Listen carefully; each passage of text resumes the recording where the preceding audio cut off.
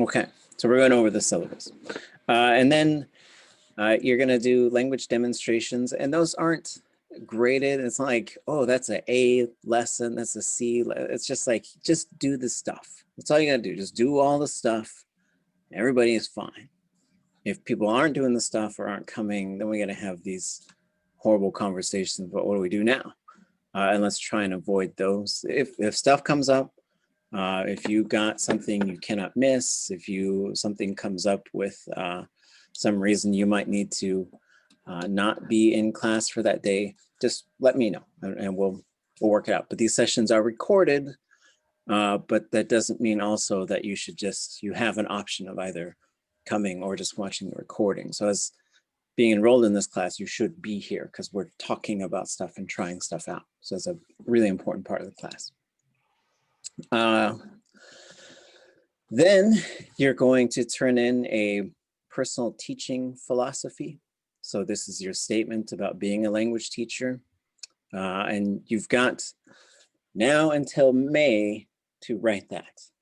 We'll probably look at a couple examples. I don't really have a whole lot of examples. It's usually 1 or 2 pages.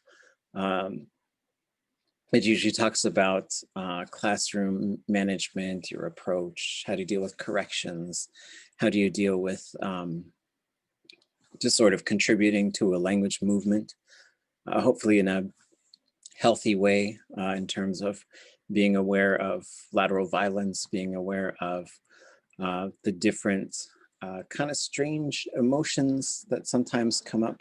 Oh, I gotta send the link to someone, hold on a second.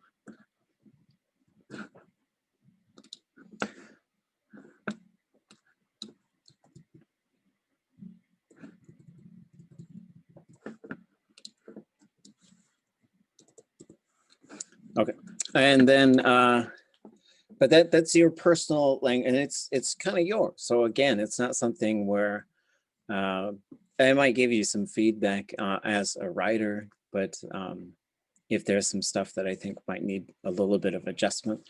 But again, there's no scale for grading that. Then we're gonna work in groups. So the groups question is gonna be really interesting.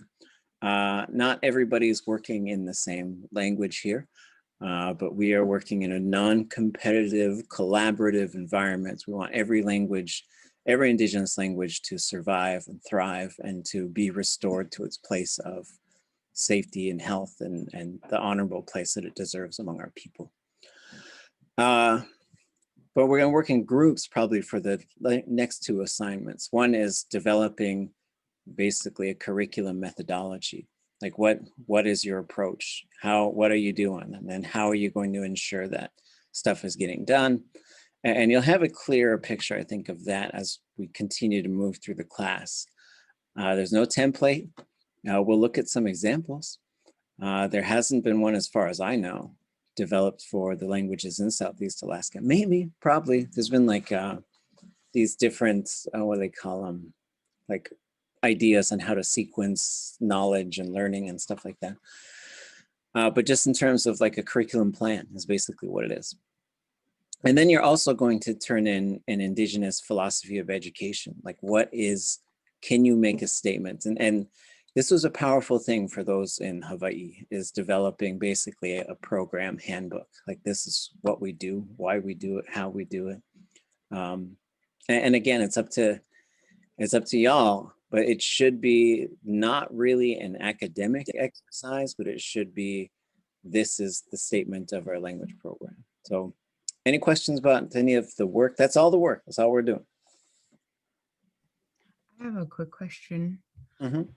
When you mentioned that we're going to be working in groups, is that going to be like random groups that you choose or we choose, or is it going to be within our own language cohort? So the final ones should probably be by the languages, right?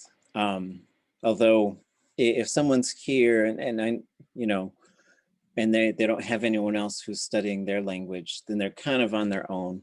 But you can certainly rope in other people, colleagues who are working in your language. So if you were working in Han language, like, how am I going to do this? We got like 2 speakers left in the world.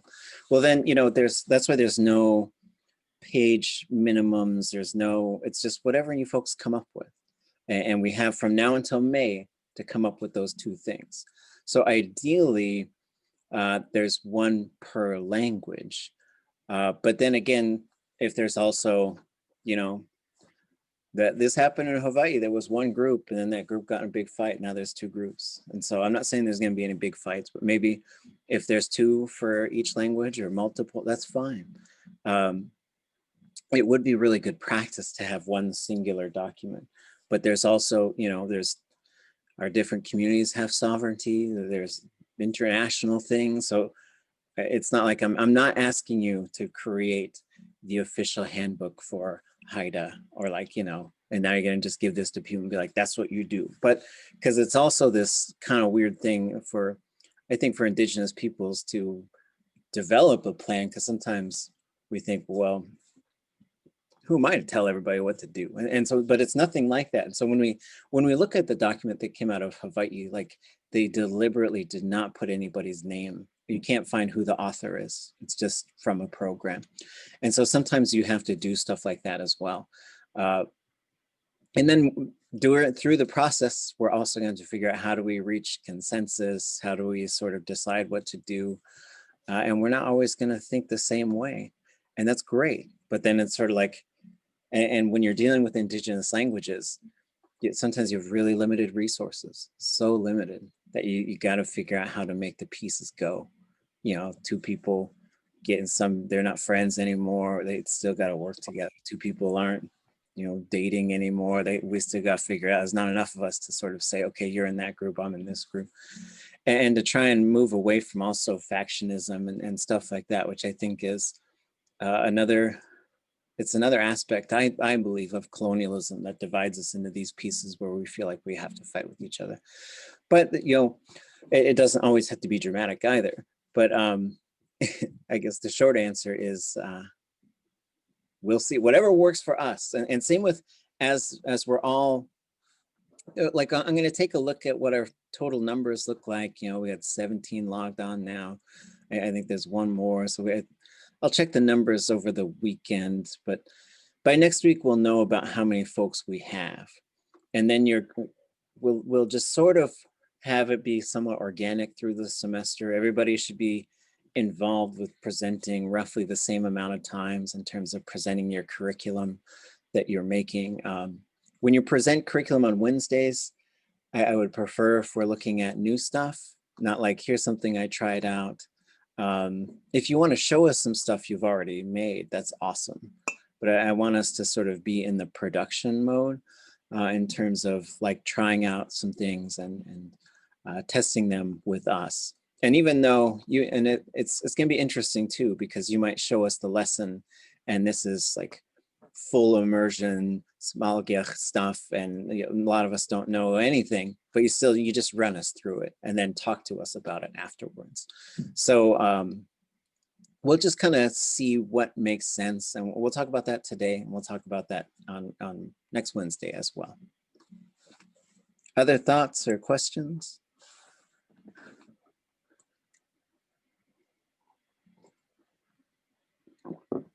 I have a question.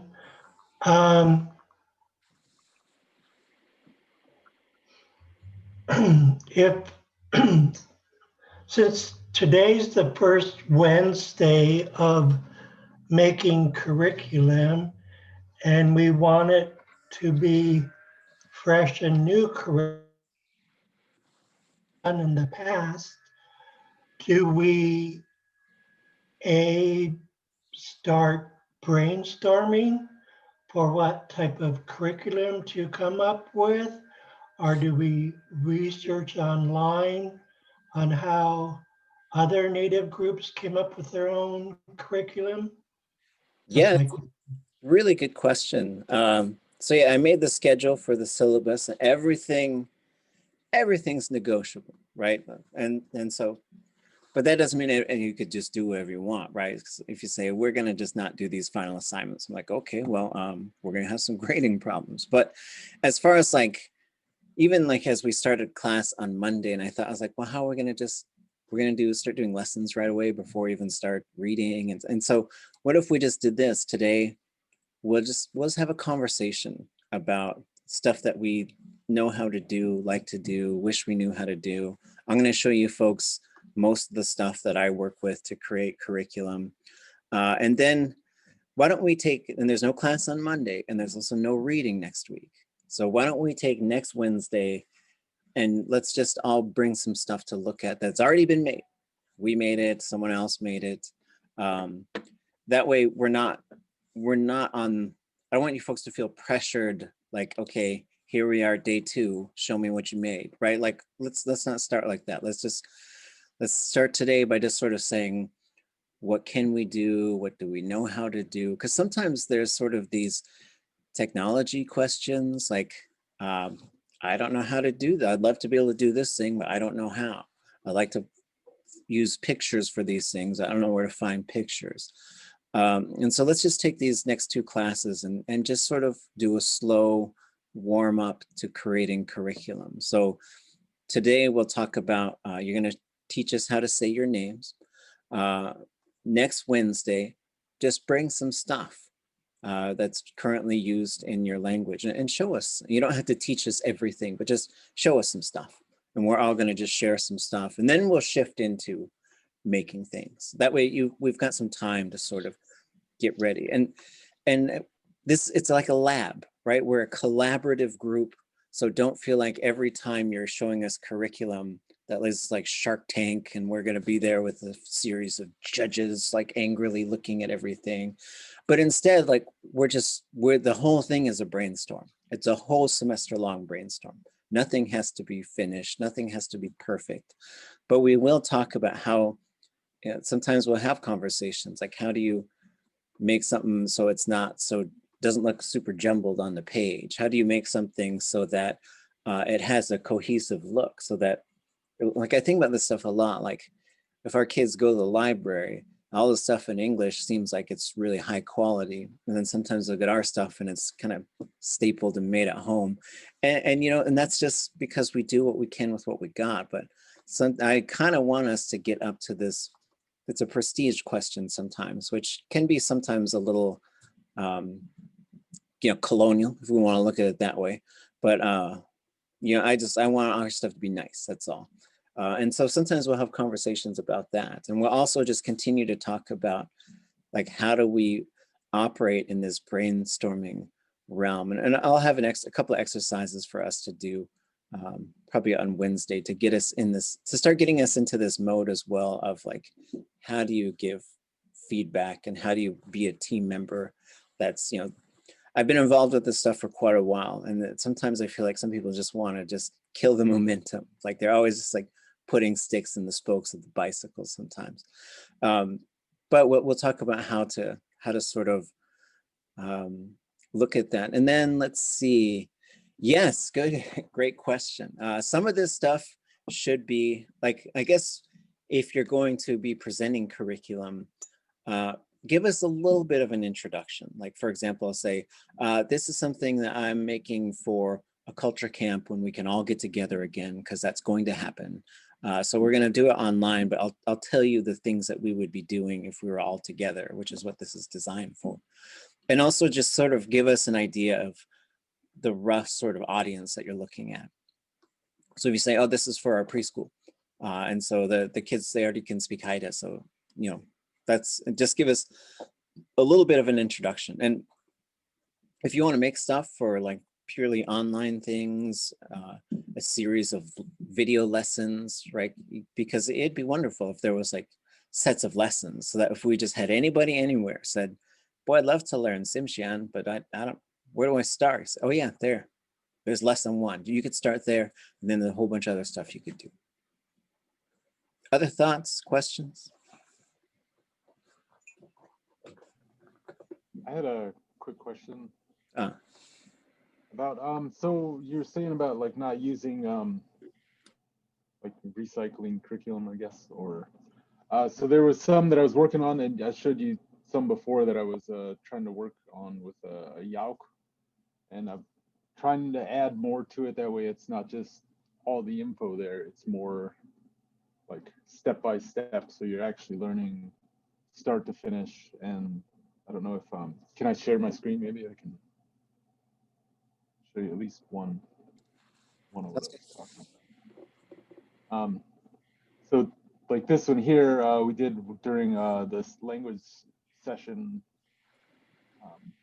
in December.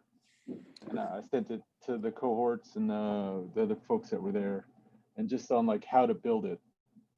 That way, for the whole curriculum of a Yauk, you're starting off with something like the side profile, which would be like what we have here, because you have to know how to what it looks like, and you know, so you'd be learning the name, what it looks like, how to draw just the profile, and then like on a piece of paper, fold it in half, and then you'd be working up towards the other one that was there that has both halves.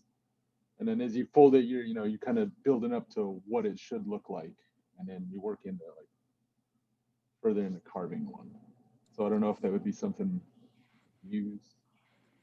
Yeah, that's fine. And yeah, and I'm not trying to say like everything you do has to be brand new, started, you know, today. But like if you have stuff that's not finished, bring it in. But like I'm just trying to say, like, if you've already got stuff that's pretty much done, that shouldn't be your thing that you show us necessarily. But if you had something, but maybe I don't want to just sort of like banish all stuff that's been done before.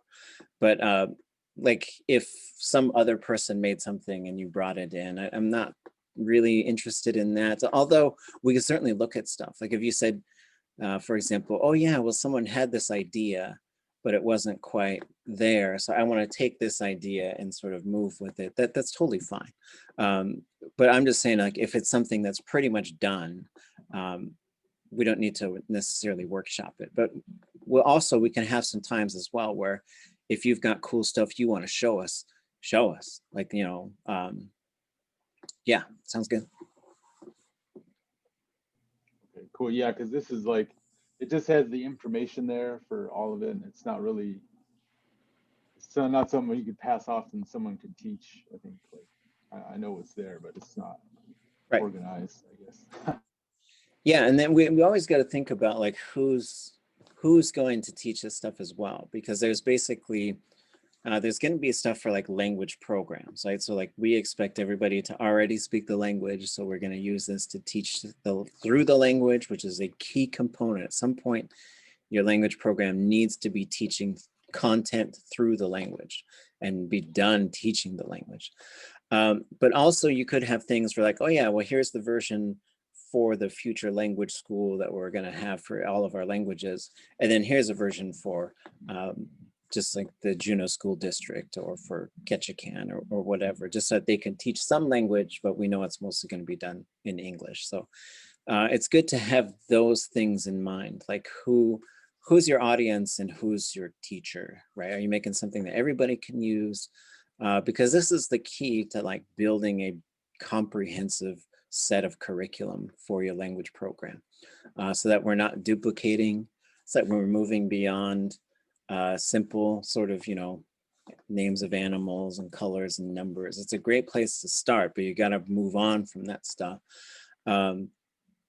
Yeah, good thoughts, good questions. Let me show you folks one more thing on the schedule, and then I'll see if there's any other thoughts or questions. So the key here to keep in mind is as you're looking at Monday, so Civil Rights Day, go listen to Martin Luther King speeches, go study the works of your favorite people who go out and create social change and fight racism and fight for language equity. And get a little rest if you need it. But especially like Martin Luther King, his final speech, you just go listen to that. It's amazing. Anyways, so as you look, so if we look at the 25th of January, 12 days from now, coming, you know, that's when we do our first set of readings. So when it's the 25th and it's 2:30 p.m., you should have read these things here. And actually, I added one more from Michael Krauss called The Status of Endangered Languages. So if you do the math here, there's 51 pages, and I think Krause's is about 14. So you do have 2.5 weeks to read that, but just as far as like living by this schedule and making sure you're not feeling overwhelmed by this class, take a look at that, and then just take a glance at the material, because it might be like the Krause article is, I think, very readable. It goes very fast. Some of the other ones might be a little more challenging, right? So just take a glance at it and look at the length, say, all right, it's gonna probably take me about 3 hours to read this one.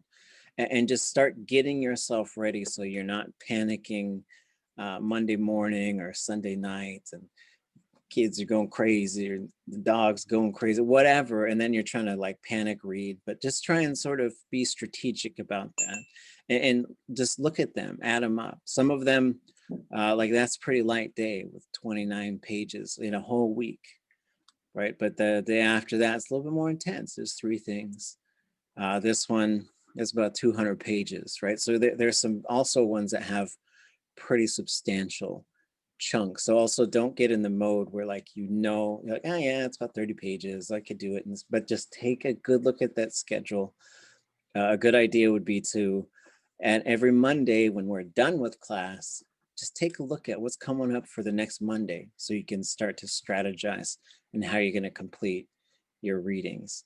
The readings are important. It's really, I think, key to take a look at what other groups are doing. What have they figured out? Because we do not have the comprehensive programs that Maori have in New Zealand, that the Hawaiian have in Hawaii, but we could. 20, 30 years from now, we could absolutely have complete schools of our own, multiple language medium schools in multiple locations. We can absolutely have that, but we need to make sure we're being strategic with our time, with our energy, and we're trying to figure out how do we build this big thing, which is totally possible. But the curriculum component is a big part of it. But we don't want to just be sitting here wishing that we had all these things. We want to learn how to become the ones who just make all these things. Other thoughts, questions on the whole schedule, what we're trying to do here, any of that? So I saw that a lot of the readings are on there. So would it be okay to just like when I start reading, I want to read everything. So is it okay if I just like take some notes and like some discussion points of what I thought of it, and then like beforehand, or do you want it like, okay, like this day you should read this? No, do it all. Just Okay. make sure, yeah, if you're into it and you want to burn through that stuff, because you got these 2 weeks too, and other times, and so look at it. But those are the days when we're going to talk about it. So if you try to sort of bring it up, I might ask you to just sort of make a note and let's talk about it when everybody has read the thing, and try not to fall behind. And so it's still pandemic times, there's still chaos in quite a few different places. It's still there's all kinds of stuff, and we all have busy lives, and we have sometimes tragedies in our lives, and I want to be conscious of all of that stuff. But just this is a short window of time, and then it's over. So make sure that you're sort of being focused on what needs to be done in order to succeed here, which is, and these are important voices. They have figured out. But if we look collectively at whose voices we're listening to this semester, there's a lot of people who've done it. They've built huge language programs that have now produced thousands and thousands of speakers. So Awesome. yeah. Thank you. Yeah, you bet. Anyone else? Those on the readings, are those titles of like sections in the book, or is that the title of the book? Those are usually just chapters. If it's in quotation marks, it's a chapter or an article. If it's in italics, then it's a whole book. Okay, I was trying to find one of them, and I was like, I don't know if this is the name of the book, or just to see if I can get it ordered. Well, if you look at the Google Drive, everything on there is in the Google Drive. So and let me show you folks again what that drive looks like. Oops, I was on a different spot.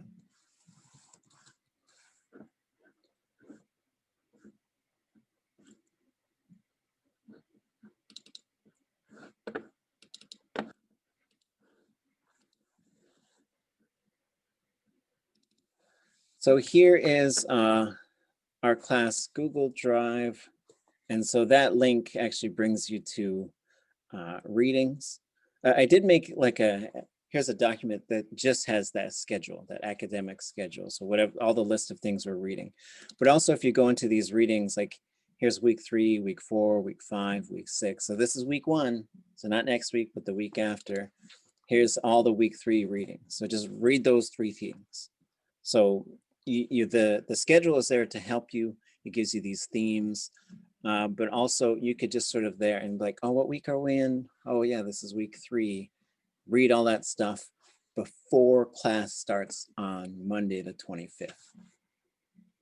And you don't have to buy the books, but I'm gonna work with Ida and Susie and Jill Costine, and we're gonna put together like a suggested library. And for those of you who are in the Scholars Program, we'll probably just see if the program can just buy you these books, because there are certain books you should probably have on your shelf in your library as a language activist and teacher and program builder and social changer.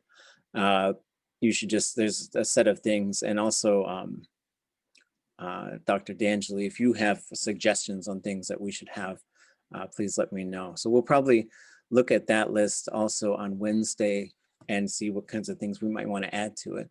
But it's basically the essentials, the essential reading kit for people doing the language work. But for now, you don't have to buy them. They're everything for this class is scanned, ready to go, and hopefully organized a little better than last semester for the other class. Other thoughts, questions?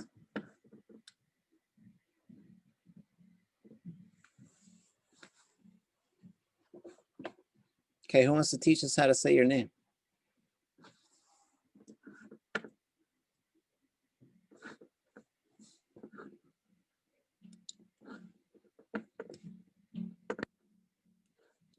I can go first as I'm changing it or trying to figure out how to change it. Okay. Sounds great. So I don't have an actual Haida name yet. Hopefully we'll be getting one soon. But the nickname that my dad and uncles have given me is Cogany, the one by the halibut. It's just Cogany. Pretty easy to say. No tongue twisters, no fancy pinches, just Cogany. Coggan. Mm-hmm. Awesome. Hold on. Who's next?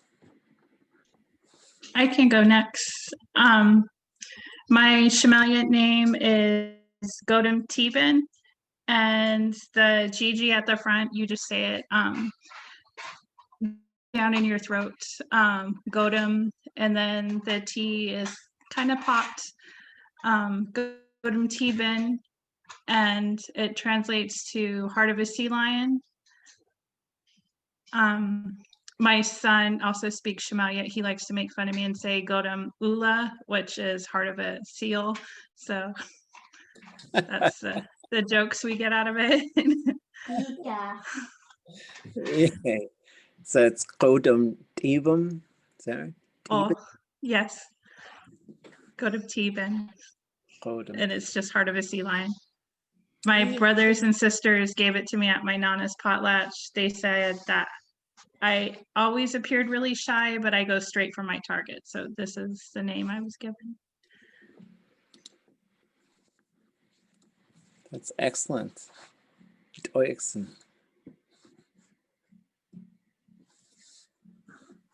My name is Super Easy, but I want to give a little story because I don't think it happens very often. I lost my Haida name for like 45 to 50 years, and I found it on a 1900 census, and it was my non's grandfather. And by the way, my name is Duck Juice, Super Easy. You could say like duck, like the bird duck. Juice, like a glass of juice. It's super easy to say, But when I found the 1900 census for Craig, which was called Fish Egg Island back then, my non and Manon's family were the only Haidas that were there on the 1900 census. And when I saw the name Duck Juice, it hit me like a thunderbolt. Like I wrote it down in capital letters. Whose name is Duck Juice? And it took me a while to figure out. Okay, you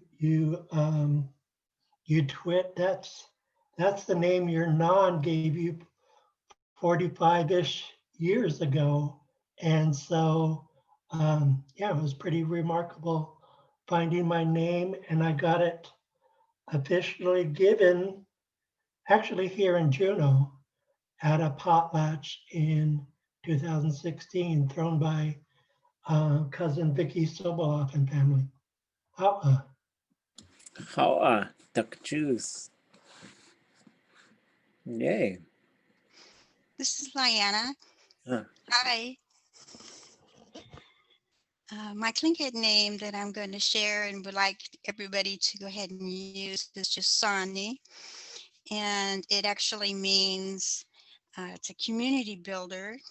The name originates from Young's Bay, and it's part of my father's name, which is Sani Ish.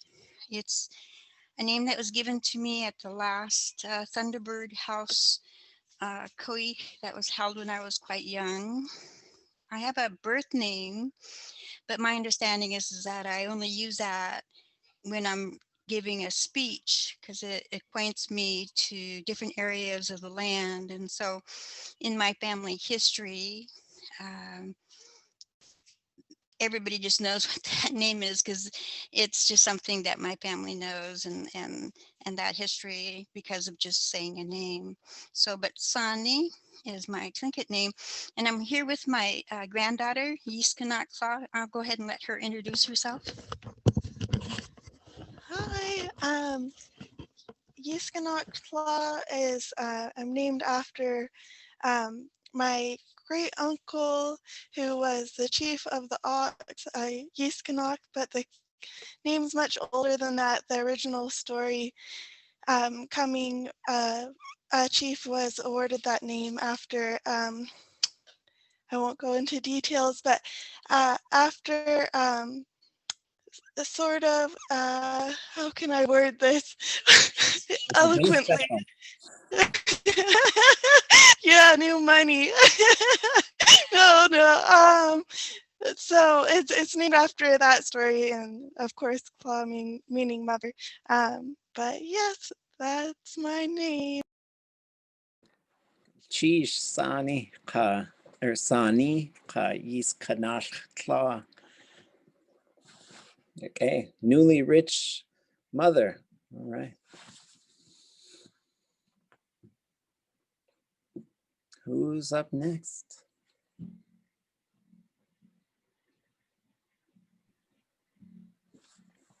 I could do mine. It's pretty easy. Okay. It's Kosh, and it was given to me, I think, on like my first birthday from my grandfather, and it was his child name. So it was named. He named me after himself. He had a couple of names, so I have no idea what it means. I remember I asked Nora, and I go, "What does Kosh mean?" She sat there for a while. And she goes, "I don't know. Ask your grandma," and then left. She sat there thinking for a long time. She goes, "I don't know." But at one point, someone told us, I can't remember if it was Kosh or Kataz, that it was the sound of breath, the sound of a killer whale's breath as it gets air. And I don't know if it was an onomatopoeia type thing for Kosh, which is the sound, or if it was Kataz. That makes So who knows? one syllable sound to me. So. Yeah. And we can't remember if which one it was, if it was Kataz or Kosh. But anyway. Yeah, okay. Sheesh. Kosh. Gosh. I'm going to go. And I just want all the students to know that I've been doing this for a while. So don't feel like, oh no, I should have done a PowerPoint, because that's just where we go, I think, especially when we're working with visual learners. Oh, where my little button went? There it goes. So my name is Simhlodam Newsome, and it was given to me in 2015 at this, as you guys say, Kulik, we say Yao, which was really interesting for me to hear it used to talk about soul canoes, and that earlier when you were sharing the curriculum, I was like, oh, that's pretty cool word a sound to have in common to refer to something so powerful and so foundational to our life ways. So Simhlodam Newsome was given to me by my beep, my Uncle Arnold right here, who at that time was 95 years old, my long-standing Simaliach teacher. And he called me up in April or in August and said he's holding a feast in April to give me a new name for receiving my PhD. And I hadn't turned in a full draft of my dissertation yet. I had a bunch of chapter drafts, but there wasn't like a full dissertation. So I wanted to make sure I earned the name. So I sat down and wrote 300 pages and like 300 pages over from September to beginning of January to get it into the process of going into reviews. And these were the people that put my name on me. So this is Barbara Fawcett. For us, we have to have a member of each clan. So this is our, she was there for our Ganhada, our Raven clan, our Gisputwara, Pookie, David Nelson III, and my niece, who's Lachibu right here, Olivia Askren sat in, she was there with her mother since she's a young one to be able to represent her clan. And the next photos, when we put our names on, when we they're placed upon us, it's also about placing hands upon us in that process. And I love etymology. I can get lost in root words for days and days and days because I love how it creates that beautiful weaving. Etymology is essentially how root words, what the root words are, what we're saying, and how they're related to all these different words. And together they really paint a beautiful picture or weave together a tapestry to give us a sense of the interconnectedness of and the deeper meanings, I would say, of our languages. So Sim, this beginning here, which is a prefix, means real or true, and it's at the beginning of Simaliach. So Simhlodam Newsome, Simaliach, it's at the beginning of Simoiget, which is chief, Simgun, red cedar. So things that are real for us, that's the English translation is about importance and also about things being powerful or having a very special place within our people's ways. Hlodam, the root word for hlodam is thought, which is respect. Another way of saying respect in Simaliach is hlomsk. And this is an example of how for us, when we create compound words, the last sound, and fluent speakers do this without even thinking, they change the last sound so that T changes to a D when we add an M, which makes it a compound word, a compound connector. And the last part, Newsome, is everybody. Most highly respected by everyone is essentially what my name, Simhlodam Newsome, means. And at the same feast, because my Uncle Arnold, who was a World War II veteran who had his teaching certification, like he was all about education, all about service to country, service to community. He also stood me up and put Dr. Michael D'Angeli, that name on me. I successfully defended my dissertation 2 days before this. I defended my dissertation. We flew to Ketchikan the next day. We took the ferry to Mount Lakatla the next day and came in just in time for the feast. So the name Simtlodum Newsome, I could also say translates to Dr. Michael D'Angeli. That both of those names now are the property of my clan, the Achskig of Mount Lakatla, Alaska. And for us to pluralize thank you is T'oich Newsome, the same word, Newsome. So T'oich Newsome, Simtlodum Newsome Doayu, Simtlodum Newsome. Simtlodum Newsome. T'oich. Oh, T'oich Newsome.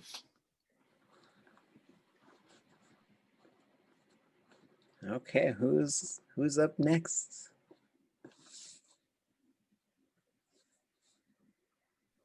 My name comes from Kaltag. The Danaka word for Kaltag is Kashda, and it means place where the king salmon are. Can you hear me okay, Rene? Yep. Okay. And I'm still learning how to spell my name, so I just put it in the chat. I was spelling it another way, but in my Danaka learners group, my friend George looked it up for me too in an old census form. And so anyway, this is how I'm spelling it, but it's, you say, Nilatora. Nilatora. Nilatora. Nilatora. That back thing. Okay, good. Yay. Well, that's a better spelling, I think. I was trying to figure out how the last syllable was in the other way that it was being spelled. Then I would never fully remember. And how do you say thank you in Danaka? If you're saying it in the backriver way, you would say Anabase. And downriver near Kaltag and Nulato, we use an M instead of a B, so we say Anamase. Oh, Anamasi. Excellent. Who's next? Okay, so I don't really have like my Dictionog name. They don't really do that like anymore, which is kind of sad. But my nickname in Tlingit is Digitgia, which means like hummingbird. So yeah, that's about it. Someone from Kaltag, his name was Tristan Madros, was gonna name me like with Koikon, but yeah. Tristan's my buddy. Well, he's actually my cousin. Yeah. He's good at that. Oh, nice. Oh. Yay, the Gitgiya. And in Haida, it's Dakdakdiya. So it's probably a word that the little guy just flew up here with his name, maybe. Great, yeah, and I know for a lot of our communities, we're trying to make it easier to name people because we have a lot of people who don't have, their hereditary names by their Indigenous lineage, and that's something that all Indigenous communities, if that got broken somehow, it needs to be mended, and that's a challenging thing to figure out how to do because sometimes there's lots of criticism about how to do that, but I think it is important to just keep the names alive and also keep people connected. It really, really is important. Thank you for sharing. And how do you say thank you in Dehinag? Dokten. Dokten. Yeah. Okay, who's next? I can go. Okay. I just want to apologize ahead of time if I am below anyone's level of what they know. I'm used to teaching complete new language learners how to say my name. I usually like to start with the A. So if you can see my name by my picture, the A with the accent, that's very common in Hatkil. And that accent is just a high tone mark. So basically what you're doing is you're raising the pitch of your voice on that letter there. And that, so the second part of my name is Jot. My voice just kind of goes up. And when I'm teaching brand new beginners, sometimes it's a little bit helpful to say, whenever you see that high tone, some people need like to move their body in some way. So, and I'm very expressive. I try to not do it with adults, but in the preschool, we use our face a lot. So my tendency is to use my eyebrows or my whole head, and I'll say Sanjat, like just to kind of show the kids, you know, I'm making my voice go higher. The second letter I would like to teach is the second letter of my name, the G underline. That one's a little bit more difficult in Hudkill. And the way I try to explain that one is it comes from the back of your throat. And when you try to say it, it's almost like you're trying to like clean your bathroom mirror and or your glasses, and you need to blow that hot air on your glasses or the glass or whatever. And you go, and you could kind of feel the hot air with your hand. That'd be the same way you'd say that G. So altogether, my name is Sanjat. And it's kind of a lot to put together, but Sanjat. Sanjat. How, yeah, and I just want to follow up. One time we were at an immersion and we kept saying this word, it's a phrase, right? Forgive me, forgive me. And we're saying it for everything. We're using it like English uses excuse me, like I'm walking near. We're like, when do you say excuse me in English? Somebody tell me. What are the things you use it for? For everything. Like when you're passing by somebody, when you sneeze, when you cough, when you look the wrong way. I mean, just like anything. Yeah, farting, right? It could mean I'm just near you, or I'm walking near you, or I'm trying to get by. It kind of depends. There's a few other things I could think of. Anyone else? Trying to get someone's attention? Yeah, trying to get someone's attention. Excuse me. It could be like, what did you say? It could come out, you could like, excuse me, like you can say it like that, right? But so one of the reasons I'm bringing that up is because we were using this phrase like, forgive me, forgive me, forgive me. And the elders stopped us and they said, you're going to wear that phrase out. You use that phrase when you really make a mistake. So, and I'm bringing this up because like, well, excuse me, right? So yeah, there's lots of uses, but as far as like kind of apologizing in this class, like I want that to be the option that we use if something really goes bad. So in order to keep, and so I want us to do some things that keep a really collaborative process. A lot of us could be at different levels with our language, with who we're teaching. But I want us to just be really open about stuff and not needing to feel like we need to apologize, right? And it's a tricky thing because I know we're respectful people, we're humble people. I had this friend and he was, I tease him a lot and he was like, I'm humble. And, and I was teasing him. So I was like, yeah, I'm really humble. I'm super humble. In fact, I'm the best at it, right? I was just I was just teasing him, but I want us to have a fun, positive environment. But I know we do get nervous too sometimes. And yeah, I just want to say that. So who's next?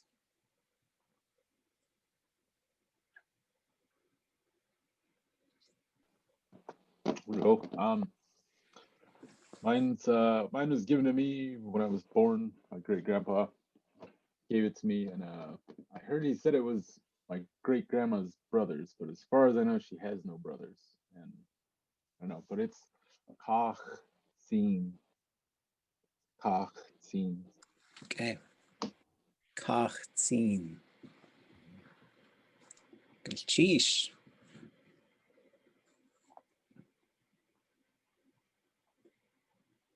Who's next? Who's left? We had 19 people. We had 20 because I gotta go too. I can go. Okay. I got my singing name when I was probably like I don't know, I was maybe like 6 or 7, and my great grandma gave it to me at a klu'i in Huna, and it's na way, and I think it was one of her cousins' Tlingit names, but I'm not sure. No way. Sheesh. Tlawijang, nung skatas, hinu had kiltiki ang, hi, it's me. My hidden name is Nung Skatas. So I just wanted to echo on what Anjat was saying about the A's. I don't have access to the little asterisk above the characters like how some of you may, but the second A in us would have that asterisk above it, so that's where you would raise the pitch of your voice. So nung, so you would just imagine the letters N, U, and G, like, because the A makes the U sound like how it would in English. And with the K, I don't, as I said, I don't have access to those specific characters, but that is supposed to be a K underline. So I used the underscore to just replace that. So with the loaded K, so like when you voice a K in English, it's like it's like more, it's almost at the tip of your tongue, but like kind of in between the back of your throat and the tip of your tongue. So like with a loaded K, you would like move where you're voicing the K a little bit more back, but not as far back as you would with the loaded G, like how Anja has in her name. So sk, nung, skut, as. And then the commas represent like where you would voice a pitch in your voice. And so what nung skut as means is the one who learns. Nung can be someone or one of, or can be someone, one, or one of those. And skut as comes from the verb skata, which means to learn. So the one who learns. Nung skatas. Maybe. How yeah, digging the hoodie as well, liking the matching colors too. I'm good. Okay, I'll go. I'm pretty sure I'm last anyway. So it's not like official or anything, but I go by the name Audagon, like in Tlingit classes. And I chose that like back when I was taking classes with Robbie. And that it sounds like Audagon, like ow as in like that hurts, and like de as in like the French too, and then gone as in like my money's all gone, but it's Awdigaan. And I chose that name because funny story, Christian's older boys when they were littler, they couldn't say Sydney, they would say Sunny.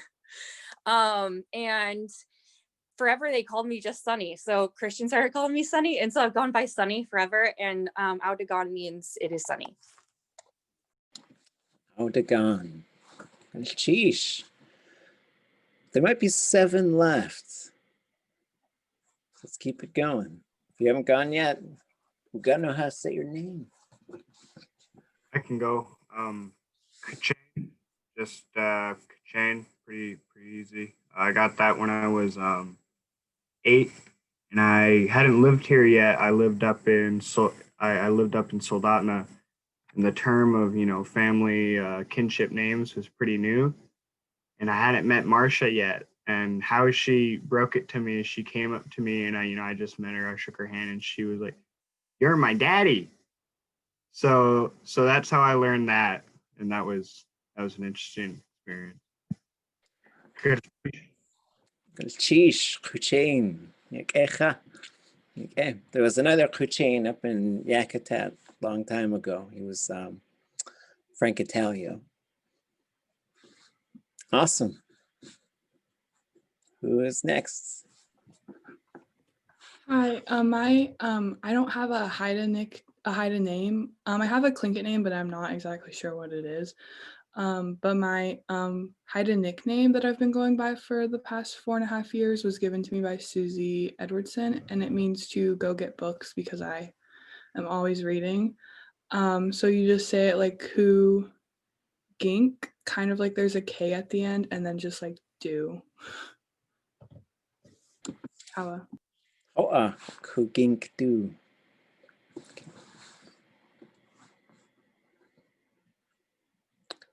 And who's next? My Tlingit name is Jin Kasi'i.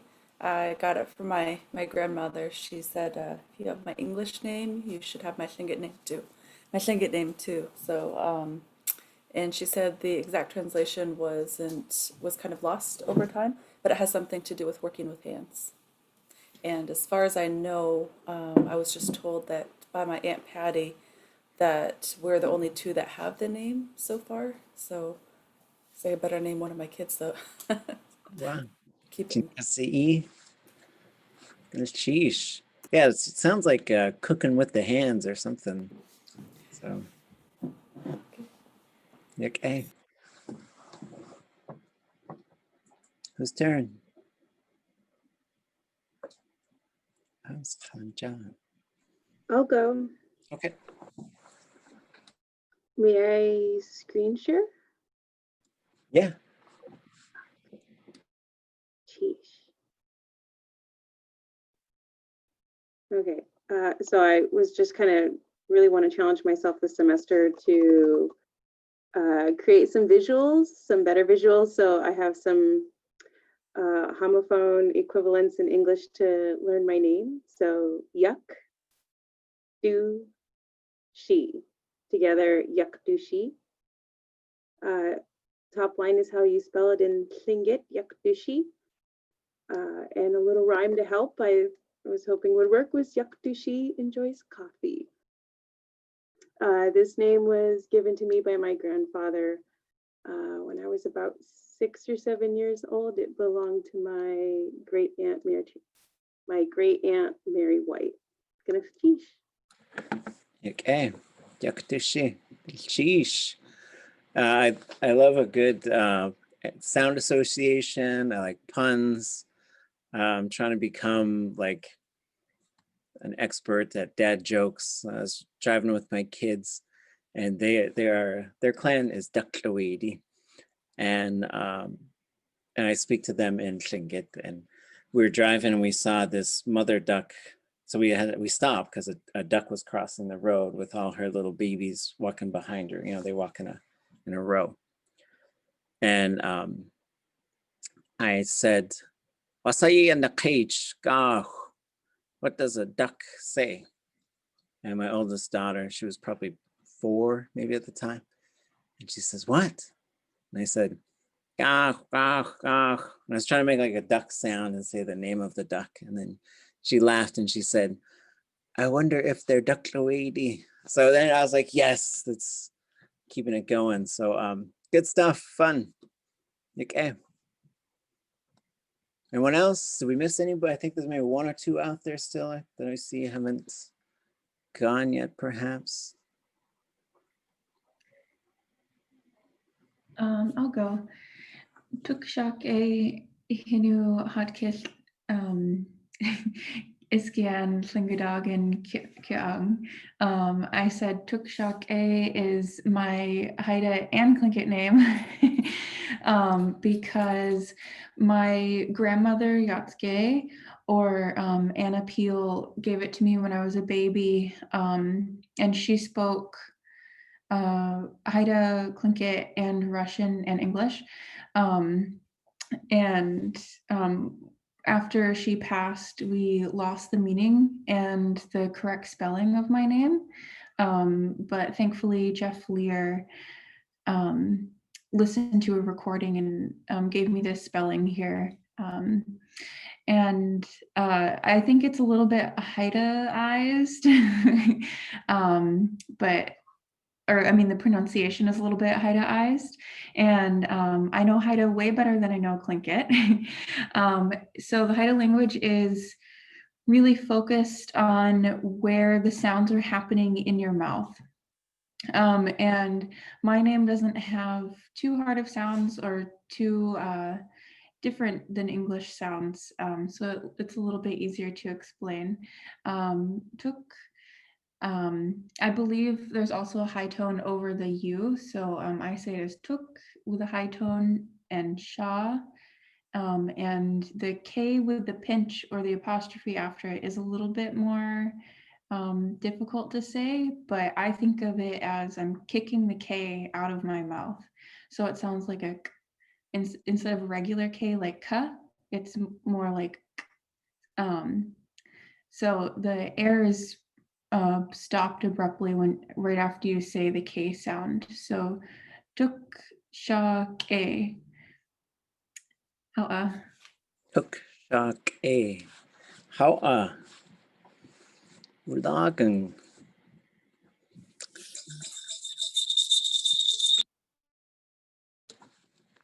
We're getting a little feedback there. Hi, this is Jalen. That feedback was for me trying to do mine from my phone. So I'm just going to use Sarah's laptop. She's right next to me. Okay. My Tlingit name is Kaskatine. I believe I was given that name before I was even born.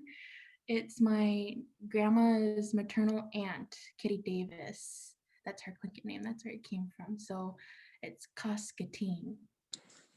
Kaskatine. Sheesh.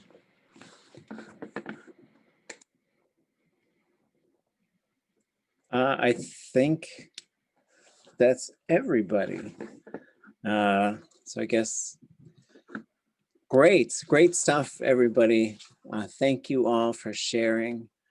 I'll go next. So yeah, I think about teaching sounds all the time. It's a great starting point for learning languages, is we always got to figure out what are the sounds in the language, how do they get put together. Oops. Let's see. Oh, great, I was catching up on the chat. So I made this chart just thinking about like these little color zones. And then we've got different ways to talk about them. There's the linguistic terms that I don't usually use. I don't know if I've said bilabial. That's probably the first time I've said it in years. Velar or uvular. I don't use those terms. Instead, I just sort of say in front of the teeth or with the lips. Sometimes talking about like a fish lips or kissy face thing. Then we go right behind the teeth. Then we have the pizza burning zone. Then we have the place where we snore. And then we have the in the throat. So that I like to just sort of use things that place it kind of specifically. But then, and so I go back and forth, like there's groups like the Yukon Native Language Center and then other places they're always making stuff. And sometimes when they're making stuff, they're like pretty heavy on the linguistic terminology. And then, yeah, so let me, I'll get to that in a second. I saw the question in the chat.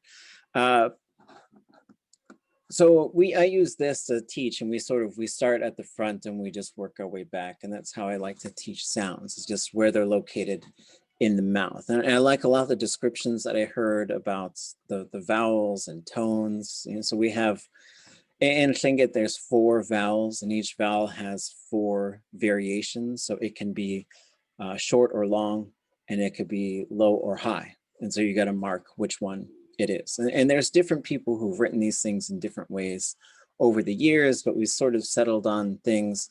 There's also 2 bonus vowels if you're from Carcross or Teslin. So you get just 2 extra vowels. So you're just born wealthy. And so this is an oo sound, which in Haida would be 2 U's. I think also in Smalgech it would be 2 U's. And then if this comes up against any form We call them glottal, but I like to call them a back K or a back G or a back X, any of them that are underlined. Then from Tussin or Carcross, the oo will become O. So it'll make that sound. So the way that you write a language is very important. One, because you just want to have consistency, which is tough because sometimes you're like, oh yeah, this group writes it this way and that group writes it this way. And then this other group writes it, and it does make it challenging for new learners, but it's also orthography's politics, Anyways, so my name, it starts right here in the back in the snoring zone. So every night I practice when I'm sleeping, I go because I snore very loudly. I don't know how to solve that. There's all kinds of gadgets out there, I guess. And then, yeah, if you have the apostrophe after something, what you do is you shut the lungs off. So then you're going to try and make a consonant without your lungs. And that's what a lot of our languages do. They just have that. They're called an ejective, or we call them a pinched character. Some other time I'll tell you a funny story. I don't know if I'll tell you, I might get in trouble. But there's some things that are pinched and some things that are not. And one's a cloud and the other one's a female body part. And so it gets a little sensitive when you're trying to teach some of these differences. But the X underline sounds like that, like a snoring noise. I think it's in German, it's in Hebrew. And then if you're gonna make that sound, it's almost like you're snoring, a nice snore, and then somebody shakes you awake and you sort of go, and then this hard sound comes out. So to make the without your lungs, you get, then there's U-N-E-I. So the second part is une, une. And when I was studying in Hawaii, I was learning Hawaiian, and some people came up to me very seriously and they said, what are we going to call you? Because we want to use your indigenous name, but we don't know how to say it. So a lot of them called me Kune, which was fine, but it's pronounced Kune. It goes back to Glacier Bay. There was Raven. He flew into this whale and he ate it from the inside and it died and it floated ashore because he wanted it to. And these people cut him out because he wanted them to, but he didn't want them to see he was covered in, because he built a fire in there somehow. He'd ate all these herring, ate all this whale fat, and he was covered in all this whale stuff. And he didn't want people to see him. So he sent this decoy out. And when it went up, it flew way up in the sky and it was singing this song that went, and everybody watched it. And then he took off. So that's my Tlingit name. I have a couple others. And then I received my Haida name, which is Ejak, from Anna Peel. And I believe, I want to say it was Nathan Kogo's name, but I don't remember, and I should have written it down. Viola Burgess told me she remembered it. Ruth Kogo was my Nani's mother. So that's me, that's who I am.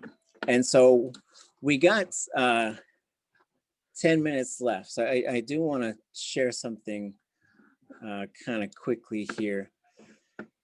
So when I make stuff for languages, and I really enjoy making things, but I'm a messy person. So I make a lot of mistakes. I made a video last night, and as I was sort of editing the video, I realized I just made all these mistakes. So I made just jokes about the mistakes I made underneath. And some of my mistakes are sort of like mispronunciations. Some of my mistakes are typos. And some of my mistakes is teaching people how to play like memory with these cards. And I had like totally different cards matching up. And so anyways, but I really like the idea of sharing things. So most of the things that I make, my goal is to make that available for everybody. So what I'll do is probably over the weekend, definitely by next Wednesday, I'm gonna probably have a space, maybe a whole new blog. I'll mess around and see. But I wanna create a space for all of our languages, anyone who wants to do this stuff, where we can collaborate and have some shared resources. So I have a folder that I just call Tlingit Curriculum, where I keep everything that I use. If I have major projects that I'm working on for a group, it's probably not in here, but the finished project will be in here. But if you go down to, there's a bunch of stuff here. So there's a blog, tlingitlanguage.com, that interfaces with this Google folder, basically. So you can have sort of a way to navigate a little bit easier. And so if you go to sound chart, this is where that sound thing that we just looked at, it's in here. So this one, it's an InDesign file. So if you use InDesign, download it, change it, do whatever you want. Anything that I make is free to use for anybody who's doing language stuff. I really like the idea of sharing. I think, and this comes back when I asked Nora one time, I was like, how do you say generous in Tlingit? Because everybody always wants us to translate like these English word, like they'll make a poster with these 5 English words like integrity. And then they'll say, how do you translate that? I was like, get out of town. Because sometimes it's just, we just think differently. But someone asked me how to say generous. So I asked Nora, and when she translated it for me, she said, and I said, oh, not stingy? Is that how you say generous? I mean, that tells me we're expected to share. So I don't like copyright. I've had linguists who accuse me of plagiarism, and I try to get into word fights with them about it. Nowadays, I just ignore them. My current strategy is to, if they keep bothering me, I'll send them a response. I haven't done it yet, but I'm going to, is I'll send them a response that says, I have forwarded my email, or I forwarded your email to my ancestors. They will be in touch with you with a response. Because these, if people come and do work in our languages, that's great. But if they want to be the authority on our languages, that's not great. But those are bigger, longer conversations. Anyways, one of the things you should look at is in here, there's a folder called Language Images and Illustrations. So this is, if you're gonna make stuff, you can use images that you find all over the place, maybe. If you're gonna publish anything, you need to make sure you've secured the rights to images. That means you either took that image or it's from a governmental office, like if the Forest Service or the Park Service took that image and put it on their website, you could technically, you can use that. Or you've got to contact somebody and make sure you've got the rights, or you use stock images. So if you're looking for an image for something, feel free to reach out. I'm happy to get it, and then I'll put it in this folder called stock images. So I have a subscription to this thing, and so if you're looking for a picture of an ads, there's one, and they're not always great. So sometimes if we say, well, can we have an ads that looks like the ads that I use? Well, then let's take a picture of it and let's put it here. But let's share everything. Why should we have to go duplicate stuff? And why should we? I feel like one of the symptoms of having everything taken from you as Indigenous peoples is you end up not sharing with each other, which is silly, because we should be we're all trying to do similar things. So let's just, and there's a benefit there to seeing the same images and the same types of things, I think, because then like, oh yeah, well, I could go learn Smalgach, I could go learn Hatkil. I've already learned Tlingit. Like we want multilingualism. That's really what we want. So I'll think of some ways to make this stuff easier to navigate, but I'll certainly put these things on I'll develop probably a class website, and that website will be a blog for just language revitalization, curriculum development, management. Skiljade and I are talking with the folks down in Haida Gwaii and trying to figure out what to do in terms of creating basically a repository for Haida language. And I'd love to help with Tsimshian language, with Smalgach, if that's what the group wants. So there's this blog here, and then the blog links to classes, to curriculum, to resources, to there's this video series with conversations. There's audio, posters, lessons, a whole bunch of stuff. There's this little tab called Language Revitalization. I'm probably just going to move that to a separate blog. That'll be maybe the interface to the other two. It makes it accessible. You know, people could find this stuff.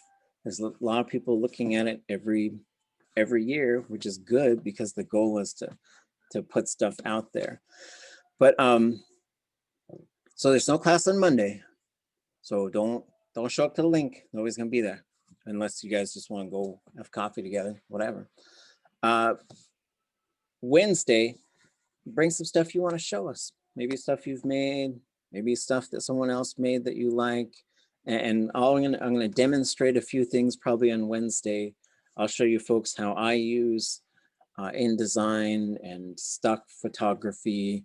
There's Elan transcription and translation software. There's TLEX, this is a dictionary software. And I'm gonna show you folks like how I use that stuff. And we'll talk about just things that we're hoping to gain, things that we might be willing to share with each other. And we'll start strategizing on how to move into the reading portion and the curriculum sharing. So you don't have to really make anything for next Wednesday. Any thoughts or questions as we start to wrap up here?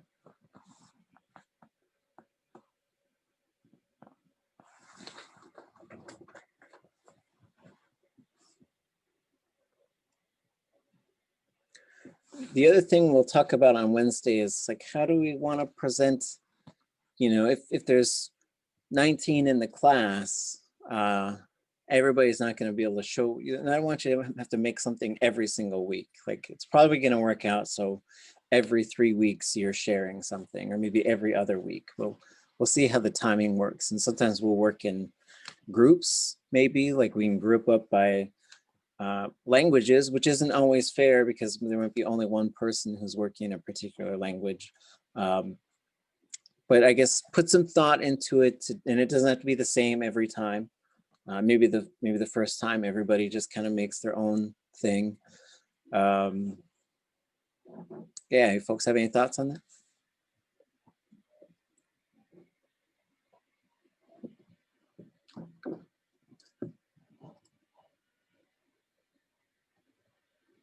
Okay, so make sure that you're looking you've got the syllabus, you've got access to the, you can go into that Google folder that's for our class that has the readings, and you could download all the readings right now.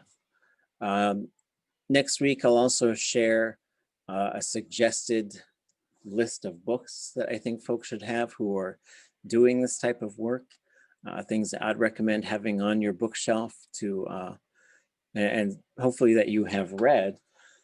And there's always a balance when we're building and maintaining and growing language programs. I've heard a lot of people who've said, why should you use the university? Shouldn't you just go like organic and indigenous and grassroots? And I think that's great. The places where I've seen like the languages really take off, they're usually integrating their university and they're developing their own education systems, which usually involves transforming education at every level though. So I do think that needs to be a part of it. And so we get the whole semester to have conversations like that though. So I want to hear your voices. I want to hear what you have to say and think about stuff. This whole thing is a collaboration and just testing stuff out. So awesome. Have a great weekend. Enjoy Martin Luther King Day, Alaska Civil Rights Day, and do good stuff. Be good people. See you folks. Ganeshish, hey, Hune, about talking about place names, you were talking about advocating for that kind of thing. I did actually get a chance today. Christian and I went to Totem Heritage Center and I spoke with my buddy who works there, Ryan McHale, and he actually was the one who designed that new display down there with all the traditional Tlingit place names on the wall. over by where the older totems are. Oh, wow. And we were talking about, I let him know what what you suggested in that class. And he said that he's been working on that too. And I've been like looking at place names a lot over the last year. And I was just wondering, like, what would you suggest, like, going about first? Like, what, I'm not quite sure what the first step would be other than being loud about it. Yeah, like in terms of like restoring place names. Yeah. Yeah, so well, we're trying to put some legislation through this year that's really going to outline a strategy for the whole state of Alaska. And so the state of Alaska, hopefully if this thing goes through, we're going to enter this 5-year pilot project of place name restoration. So my suggestion is you start with stuff that's pretty close, like Ketchikan comes from a Tlingit word, and so does Klukwan and Klawak. And so we take a look at those when we say, oh, well, we have spelling, we're going to correct the spelling. And that's really going to be our approach, is say, well, this was actually mispronounced and misspelled because there wasn't a consistent spelling system probably back then. And so we're going to take a look at those. That's phase 1. Phase 2 is things that are basically offensive or hurtful, lasting impacts of colonialism. So anything that's just, like, or pretty outdated, like I'm sure there's an Indian Creek in most of our communities. And so like just sort of getting some of that stuff out of there. There's also places that are associated with actual colonial violence. And so getting that list and fixing those areas. And then we move into restoration, where we're going to pick some places that might be a little bit easier. Like I'm going to take some of the Mendenhall places in Juneau, and those are going to be some of my target areas. Gold Creek and stuff. I think there's a number of things that you just going to have to strategize, like what are they going to put up the hardest fight for? Like changing the name of Juneau might not be possible, but maybe it is. And so, but then you're going to have these other ones that are going to be more long range, and you're going to have to gear up for those fights. And it's not like you wait for all the other stuff to happen, but you just start this sort of multi-layered approach where you know that there's some that you're going to get results in. And I forgot one step, which is after step 1A, I guess, is if there's no official place name, we're exploring a process where you could do a big batch. You say, here's 10 names, and you can bypass the official process a little bit, and it goes directly through the U.S. Forest Service to the U.S. Board of Geographic Names. So if you have places that have no official names, you could do a batch naming process to get our names on there officially. So that's kind of the process that we're going. And yeah, and Haida Gwaii is a wonderful example of how to sort of push that process through, even at a really high level. It's absolutely possible. And so, but then you also have to have an education campaign that goes with that, because a lot of the arguments to not do so is they'll say, well, nobody could say it, and now the ambulance going to go the wrong place, even though in Juneau there's Mendenhall Boulevard and Mendenhall Loop and Mendenhall whatever, right? They don't bring that up. But so we're going to strategize on how to do that stuff, and we're going to spend. There's a committee that's kind of been working on this, and it's a little bit. Some people are going to say it's kind of radical, but we'll just have a group of people that's. I think whenever you're doing this stuff, you just got to find who's going to do the work, and then work with those folks. I find it bizarre to call it radical, to call something what it's called, but I have one of my friends is on the city council here, and they were trying to like fund a beautification project throughout town involving some signage around the creek and everywhere else. And I was like, do you think it would be premature to encourage them to use its original like place names and things like that? And also, could you be like a person of contact if Jana Lee Gage, she's like one of the city council members, would it, like, if I had her like reach out to you, would you be okay with that? Yeah, that's fine. And I think don't wait for things, just start it at the local level. And so city councils are great places to sort of just say, why do we have this place named after this dude? You know, why don't we just put the name that was there? And I think the key is also being very specific with your vocabulary. So when people say, why are you changing the names? That's the verb they're going to use, to change it, or erasing history. That's the other approach that they're going to take. And so when you counter name change with name restoration, like this had a name, it already had a name, and somebody ignored the name that it had. And so the narrative that I like to use is like some white male explorer goes somewhere and he encounters indigenous peoples and then he learns how to talk with them. And he says, well, what's this mountain called? And then they tell him what the mountain's called. And he goes back to his people and they say, oh, well, what'd you find out? What's that mountain called? And he says, me. Right. And so like, that's the thing we have to also point out, is that that's the erasure that, you know, we're not the ones who are doing the erasing. We're the ones who are sort of doing the restoration and being real. And so having that argument well prepared, because there will be letters to the editor, there will be angry people ready to bring their guns to the whatever. And so you got to be just sort of ahead of the game on that stuff, and then understand the process and use the process better than they can. I really appreciate your advice. I'm gonna go about it that way. I get a little bit intimidated, like going back to trying to propose ideas like this. And even like the last time we spoke out against police brutality, just because people know, you know, my family members here, he wrote an entire article about why it's okay because natives owned slaves. And it was just, you know, it's just the bogus catch you can crap. So, but I'm going to get started on something like that and have Janalee contact you. I just want to go about it the right way. Yeah, and do it as a group. Make sure it's always a group, and then that group speaks on behalf of the group, so it's not you, so that they're not. Don't let anybody be a target, right? Right. I do have a core group here that will go about it. Sheesh. Sheesh. Stay all good.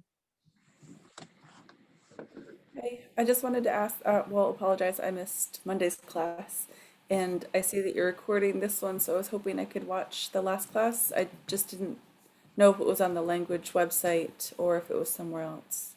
Yeah, I'll probably put it onto YouTube tonight. So all the classes are recorded and they will be uploaded. And then by next week, I'll have sort of a solution. I'll probably just start a different blog, because I think the Tlingit language blog is there's already enough stuff on there. And so trying to put language revitalization in there as well, I think I'll just start a different one. So. Okay. But So yeah, just wait for the instructions of where it's at next week, or is it up somewhere?